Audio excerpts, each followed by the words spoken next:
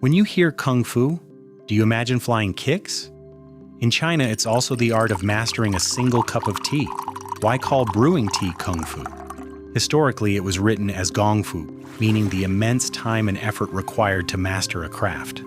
As this precise method spread, people saw the tea master's fluid hand movements and split-second timing as a form of martial arts choreography. Naturally, the name evolved into the Kung Fu we know today. Kung Fu tea isn't a type of leaf, it's an extreme, uncompromising extraction protocol. It is the art of executing an ordinary task with extraordinary precision. But how did this complex system begin? And why use cups the size of walnuts? To truly grasp Gong Fu Cha, we must journey back to a 17th century laboratory accident in the Wuyi Mountains. In that era, the human understanding of tea was limited to preserving freshness, as seen in green tea. Legend has it that an exhausted tea farmer failed to seal the biological activity of his leaves with high heat roasting immediately after harvest. By the next morning, he discovered the leaves stacked in his baskets had begun to generate heat, their edges turning a strange, oxidized red from rubbing against one another during the delay. This should have been a disaster. However, when he brewed these spoiled leaves, a miracle occurred. The faint, grassy notes vanished, replaced by an explosive, orchid-like aroma of incredible density. This was the birth of Oolong tea's signature green leaf with a red edge. The first time in history humans used physical torture on plant fibers to forcibly alter their biochemical structure and unlock a deep aromatic code. But this processing hack presented a massive challenge. These partially fermented leaves became structurally stubborn, with an incredibly high information density. If you attempted to brew them in a standard large cup, the way you would green tea, you would only get mediocre bitter water. The expensive, complex aromas locked within those red edges simply would not release. It wasn't until the 18th century, when this high-performance hardware reached the Kowtow region, that a true revolution erupted. Local elites realized that to be compatible with such complex material, they had to develop an entirely new control protocol. This is the hidden truth of Gong Fu Cha. It was never about mere social elegance. It is a hardcore driver designed specifically to extract every last drop of energy from oolong tea. To forcibly crack the aromatic code of the leaf, they had to shrink the teaware to retain heat, use water at its absolute boiling point, and measure steeping times down to the precise second.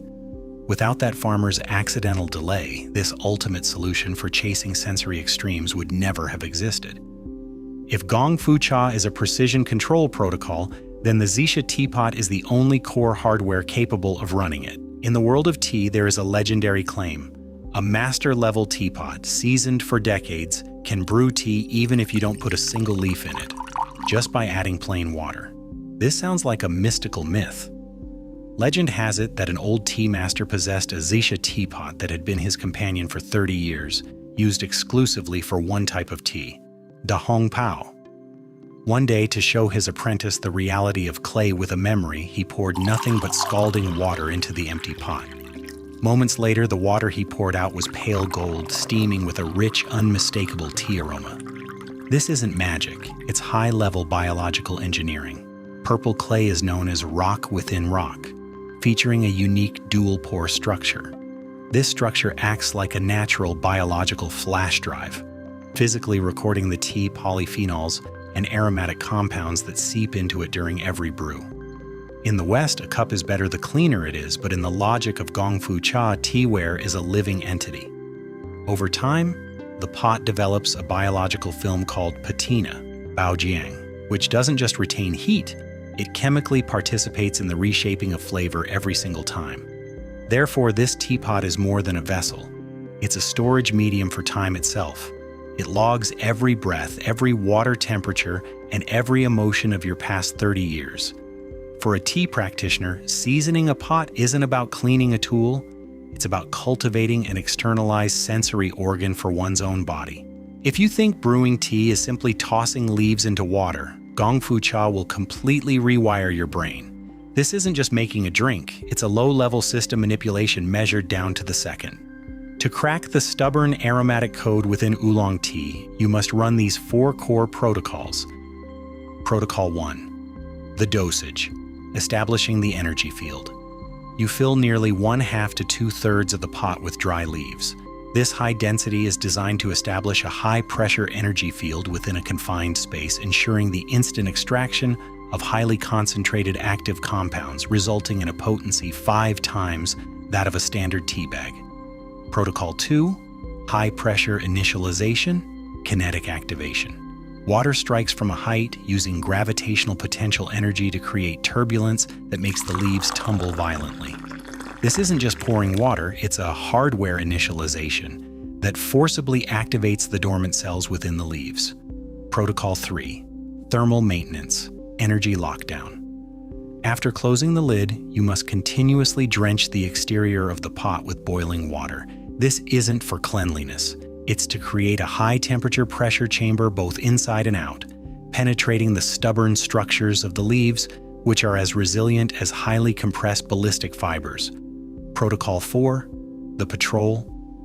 Bit-level equilibrium. To prevent the first cup from being too weak and the last too strong, you move the teapot in a rapid, continuous circular motion over all cups, like a general patrolling city walls. This ensures absolute equilibrium in concentration, color, and chemical makeup. In the world of Gong Fu Cha, good enough does not exist. This protocol proves that only through extreme order can you release extreme sensory freedom. In China, silence is the loudest protocol. One wrong move, and you've already offended your host. 18th century, Emperor Qianlong is traveling in disguise. Suddenly he pours a cup for his official, a fatal honor. By law, the official must kneel. But to kneel is to expose the emperor to assassins. To stay seated is treason. In a heartbeat, the official bends his fingers, index and middle, tapping the table like kneeling legs. A silent kowtow. The emperor smiles. The secret is safe. Today, this finger kowtow is your survival guide. No words needed, just tap.